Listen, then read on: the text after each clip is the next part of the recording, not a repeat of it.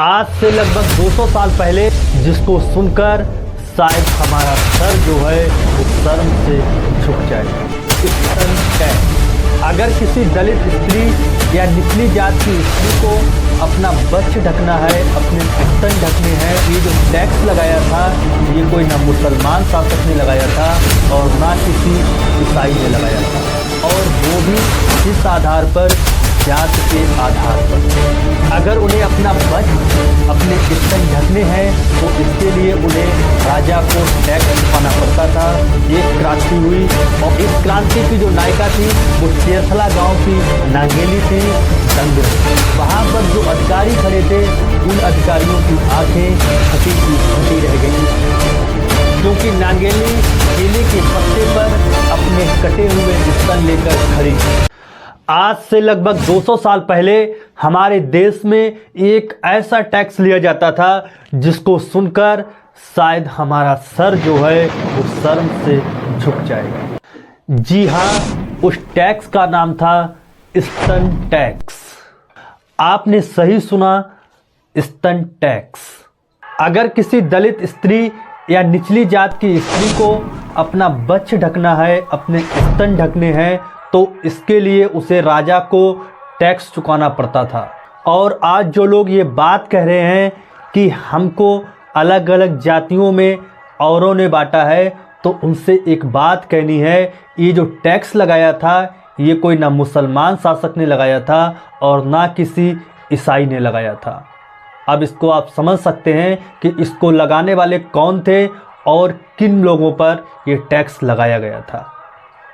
ये जो टैक्स लगता था वो आज के केरल और उस समय की जो त्रावणकोर की रियासत थी उसमें यह टैक्स लगाया जाता था, और वो भी किस आधार पर? जात के आधार पर। आज जो लोग यह दंभ भरते हैं कि हिंदुओं को जात के आधार पर औरों ने बांटा है, हमारे देश में कभी जातवाद रहा ही नहीं, जातियां कभी रही ही नहीं, जात के आधार पर कभी शोषण हुआ ही नहीं, तो उन लोगों को यह बात सोचने की ज़रूरत है कि इसी देश में स्तन टैक्स लगा, और वो भी किसके आधार पर लगा? जात के आधार पर लगा। जो लोग ये आज बात कह रहे हैं कि बटोगे तो कटोगे, तो बांटने वाले कौन थे? इन जातियों में किसने बांटा था? और ये इस जैसे बच्च ढकने के लिए, स्तन ढकने के लिए भी टैक्स किसने लगाया था? तो आज के वीडियो में हम बात करेंगे इसी स्तन टैक्स की, जो जात के आधार पर किस प्रकार लगाया जाता था। और इसी वीडियो में हम बात करेंगे उस वीर साहसी महिला नांगेली की, जिसने राजा को टैक्स के बदले में अपने स्तन काट कर दे दिए थे। ये था उसका प्रतिशोध उस राजा के प्रति जिसने इस घिनौने टैक्स को लगाया था।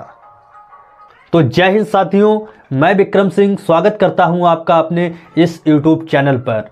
अगर आप चैनल पर नए आए हैं तो चैनल को सब्सक्राइब कीजिए, और वीडियो अगर अच्छा लगे तो वीडियो को लाइक और शेयर कीजिए। तो चलिए शुरू करते हैं आज का वीडियो। आज हमें आज़ादी है और यह हमारा अधिकार है कि हम अपने शरीर को किस प्रकार ढकें, और अपने शरीर को ढकने के लिए हम किस प्रकार के कपड़े पहन सकते हैं, ये हमारे खुद के ऊपर डिपेंड करता है। लेकिन अगर इतिहास के पन्नों को पलटें तो आज से लगभग 200 साल पहले केरल के तटवर्ती इलाकों में एक ऐसा वक्त था जब दलित और निचली जात की महिलाओं को ये हक नहीं था कि वह अपने कमर के ऊपर के हिस्से को कपड़े से ढक सके। अगर उन्हें अपना बच्च, अपने स्तन ढकने हैं, तो इसके लिए उन्हें राजा को टैक्स चुकाना पड़ता था, और इस टैक्स को लेने के लिए जो राजा के अधिकारी थे वो दलितों और निचली जात की जो महिलाएं थीं उनके घर पर जाते थे और वह टैक्स इकट्ठा करते थे। और मलयालम में इस टैक्स का नाम था मुलक्रम, यानी कि स्तन कर। राजा की ओर से नियुक्त टैक्स कलेक्टर बाकायदा दलितों और निचली जात के जो लोग थे उनके घरों पर जाकर यह टैक्स वसूलता था। ये बात 19वीं सदी की है।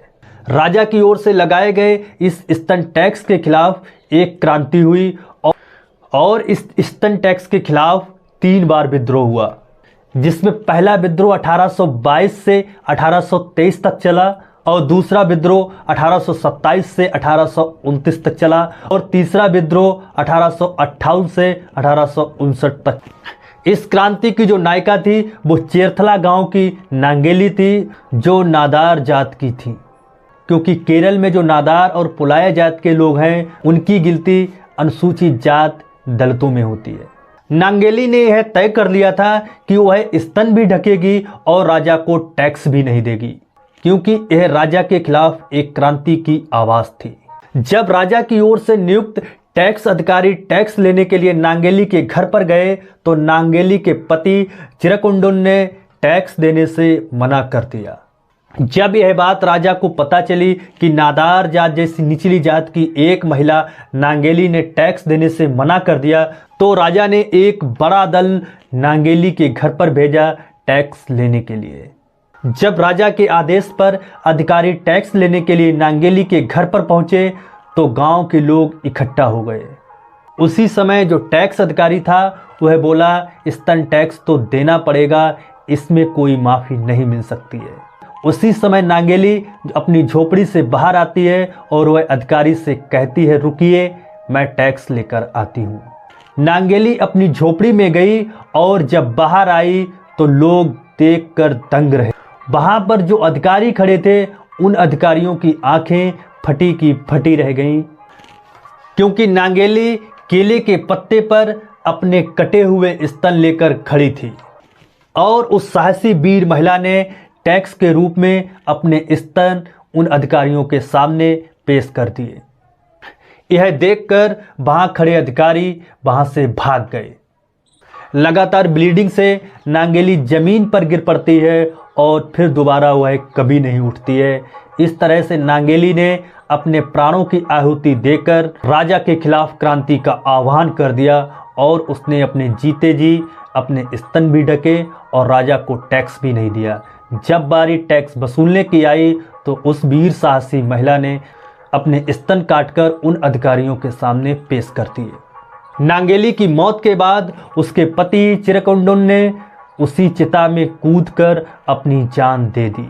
भारतीय इतिहास में किसी पुरुष के सती होने की यह एकमात्र घटना थी कि नांगेली के जो पति थे चिरकुंडुन, उन्होंने नांगेली के साथ अपने आप को जिंदा जला दिया था। इस घटना के बाद एक भयंकर विद्रोह हुआ और जगह जगह पर हिंसा हुई और जो निचली दलित जात की महिलाएं थीं उन्होंने पूरे कपड़े पहनने शुरू कर दिए। उस भयंकर विद्रोह और हिंसा को देखकर मद्रास के कमिश्नर त्रावणकोर के राजा के महल में पहुंचे और उन्होंने कहा, हम हिंसा को नहीं रोक सकते हैं, अब आप ही कुछ कीजिए। यह सुनकर त्रावणकोर के राजा श्रीमोलम थिरुनल बैकफुट पर चले गए और उन्होंने यह घोषणा की कि जो नादार जात की महिलाएं हैं वो बिना टैक्स चुकाए अपने कमर के ऊपर के हिस्से को ढक सकती हैं, उसके लिए उन्हें कोई टैक्स नहीं चुकाना पड़ेगा। इस तरह नांगेली के प्राणों के बलिदान से जो दलित और पिछड़ी जात की स्त्रियां थीं उनको अपना वक्ष स्थल यानी कि स्तन ढकने की आज़ादी मिली।